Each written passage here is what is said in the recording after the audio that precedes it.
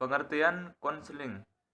Konseling merupakan hubungan antara tenaga kesehatan lingkungan dan pasien yang bertujuan untuk mengenali dan menghadapi masalah-masalah kesehatan lingkungan yang dihadapi.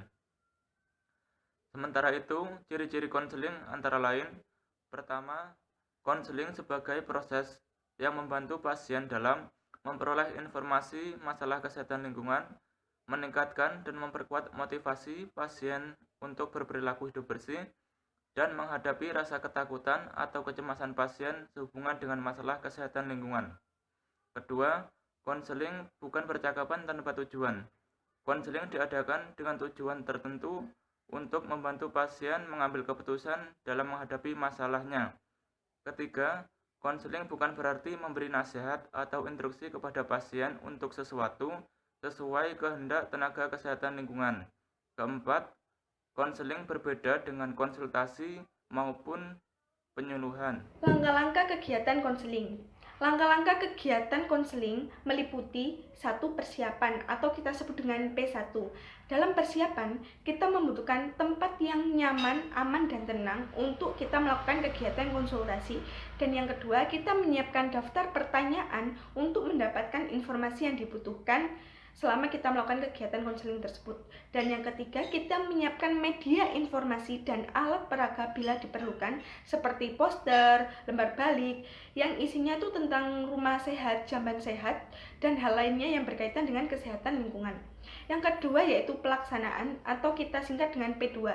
Dalam pelaksanaan, tenaga kesehatan lingkungan menggali data atau informasi kepada pasien atau keluarganya. Data tersebut meliputi 2, yaitu umum dan khusus. Data umum berupa data individu atau keluarga dan data lingkungan. Yang kedua, data khusus meliputi identifikasi perilaku atau kebiasaan gimana sehari-harinya orang tersebut. Dan yang kedua yaitu identifikasi kondisi kualitas kesehatan lingkungan. Dan yang ketiga, dugaan penyebab. Dan yang terakhir, saran dan rencana tindak lanjut. Ada 6 langkah dalam melaksanakan konseling yang biasa disingkat dengan 17. SA atau SA berasal dari kata salam dan sambut. Jadi, beri salam dan sambut pasien dengan hangat. Selanjutnya, tunjukkan bahwa Anda memperhatikannya, mengerti keadaan dan keperluannya, serta bersedia untuk meluangkan waktu Anda untuk mereka. Setelah itu, tunjukkan sikap ramah dan perkenalkan diri dan tugas Anda. Setelah itu, tumbuhkan keberaniannya untuk dapat mengungkapkan diri. T, dari kata tanyakan. Tanyakan bagaimana keadaan atau minta pasien untuk menyampaikan masalahnya kepada Anda. Lalu, dengarkan dengan penuh perhatian dan rasa empati. Dan juga tanyakan apa peluang yang dimilikinya. Lalu, tanyakan juga apa hambatan yang dihadapinya, dan beritahukan bahwa semua keterangan itu diperlukan untuk menolong dan mencari cara pemecahan masalah yang terbaik bagi pasien. U, dari kata uraikan. Uraikan tentang hal-hal yang ingin diketahuinya atau Anda menganggap perlu diketahuinya agar lebih memahami dirinya, kebutuhan, dan keadaannya untuk memecahkan masalah. Dalam menguraikan, Anda bisa menggunakan media komunikasi, informasi, dan edukasi atau KIE supaya lebih mudah dipahami. Tu, dari kata bantu. Bantu pasien untuk mencocokkan keadaannya dengan berbagai kemungkinan yang bisa dipilihnya untuk memperbaiki keadaannya atau mengatasi masalahnya. J, dari kata jelaskan. Berikan penjelasan yang lebih lengkap mengenai cara mengatasi permasalahan yang dihadapi pasien dari segi positif dan negatif, serta diskusikan upaya untuk mengatasi hambatan yang mungkin terjadi. Jelaskan berbagai pelayanan yang dapat dimanfaatkan untuk memecahkan masalah tersebut. U, dari kata ulangi. Ulangi pokok-pokok yang perlu diketahui dan diingatnya, dan yakinkan bahwa Anda selalu bersedia membantunya. Jadi, kalau pasien memerlukan percakapan lebih lanjut, yakinkan dia bahwa Anda siap menerimanya.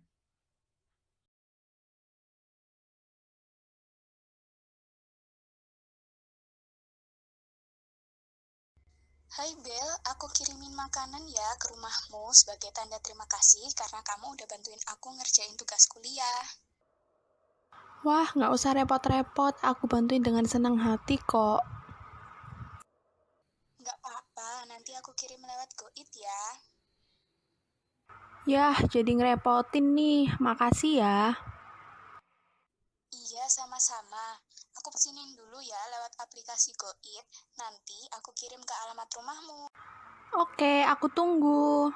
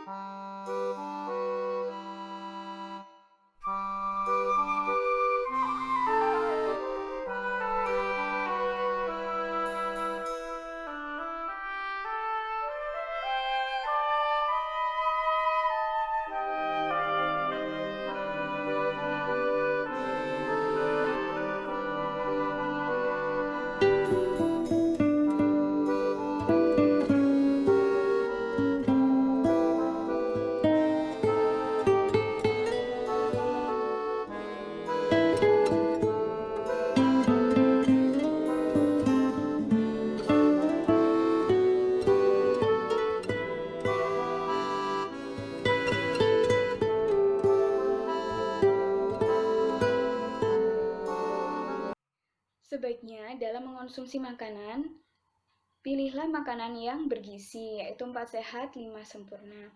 Dan dalam pengolahan makanan, pastikan mengonsumsi daging yang sudah matang.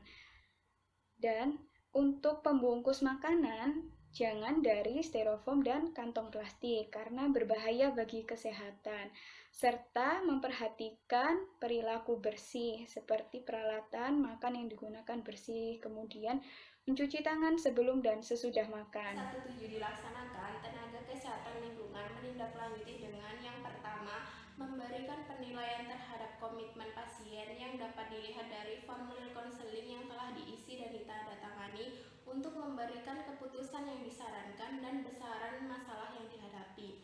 Yang kedua, menyusun rencana kunjungan untuk inspeksi kesehatan lingkungan sesuai dengan hasil konseling. Yang ketiga, menyiapkan langkah-langkah untuk intervensi. Dalam melakukan konseling kepada pasien, tenaga kesehatan lingkungan menggunakan pedoman konseling yang sudah terlampir pada Permenkes nomor 13 tahun 2015. Dalam melakukan konseling, tenaga kesehatan lingkungan dapat mengembangkan daftar pertanyaan kepada pasien dengan diagnosis penyakit lain atau sesuai kebutuhan. Tenaga kesehatan lingkungan dalam memberikan saran tindak lanjut kepada pasien harus disesuaikan dengan permasalahan kesehatan lingkungan yang dihadapi berdasarkan pedoman teknis yang berlaku. Poin-poin dalam melakukan konseling adalah yang pertama, pengambilan keputusan adalah tanggung jawab pasien.